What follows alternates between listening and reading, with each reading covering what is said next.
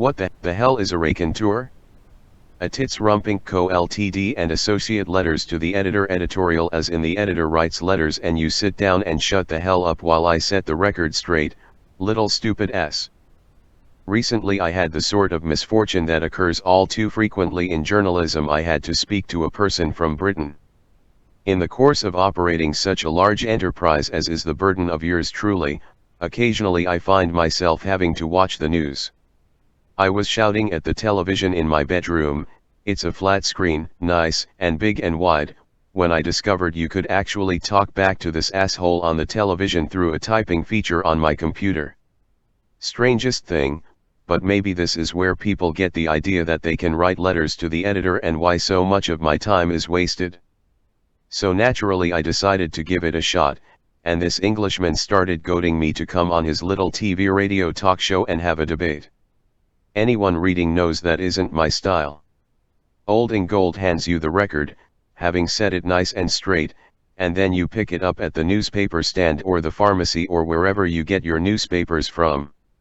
I don't put it into cutesy little blogs or live streams or Google Hangouts. I don't hang out with the public. I tell the public how it is and spend my evenings at the Woodfield Mall, or sometimes I go to my lakefront condo and sit on the balcony with a beer. Nice and peaceful and simple. But in this instance, I decided to argue with the man. The first thing I said was, "Whoa, buddy, you aren't vaccinated. 6 feet, please. We gotta social distance, chapter."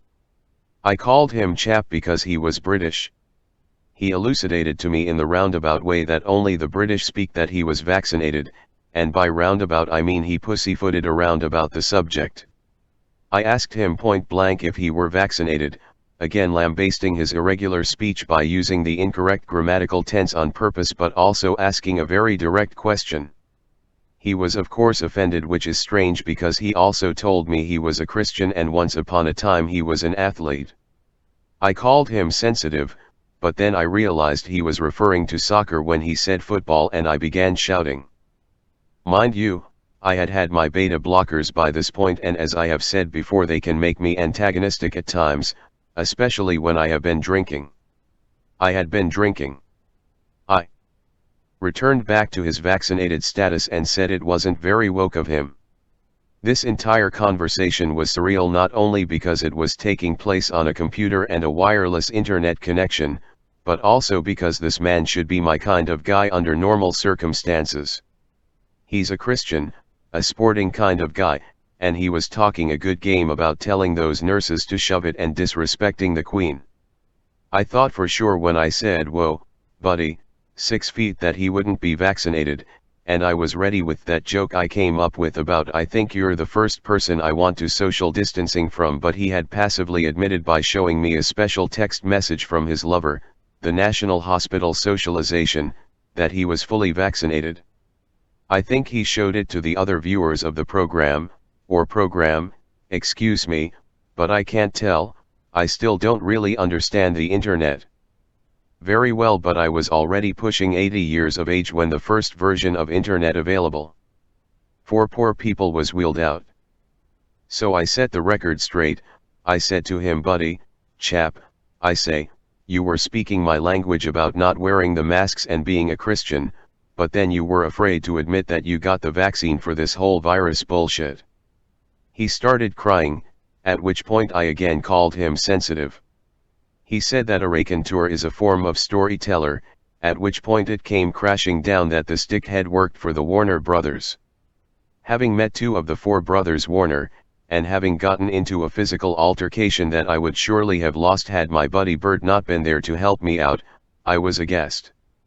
I noticed he was always wearing the color blue, like that other heavy-set fella from Britain. Crowley, that's the one. Ali, Sir Crowley. I pointed out that Ali is short for Allison and berated him for associating with Ted Turner, and he began stammering and babbling nonsense words I assume were either Welsh or just stammering like he was drunk. I don't like the people at the Raycon Company, and it's not just because of Dr. Dog and M&M like I said before in the full enclosure, but also because they all play strange little games with communication and are afraid to say anything straight on. They remind me of that preacher from St. Louis the first got into a fight with at the BD's concert, and I won that fight because the man was not right with God.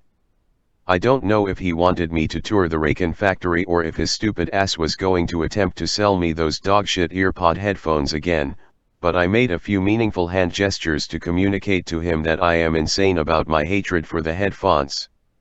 Last I saw he lit up his marijuana joint to get his courage, but ended up hiding behind his little poodle like a French person, which is very similar to being British. I hung up the television and called up Bert in case the Warner brothers or that overweight British man who had the book about lizards tried to start shit with me. David Attenborough, that's the one. Who got banned from being in the news anymore for telling people to fuck with the phone company towers. Very distasteful, folks. Should have expected no better from independent media, but hey, a stopcock can be wrong twice a day. Mr. IP Tuts, TITSRUMP Publishing Inc. Co. Ltd.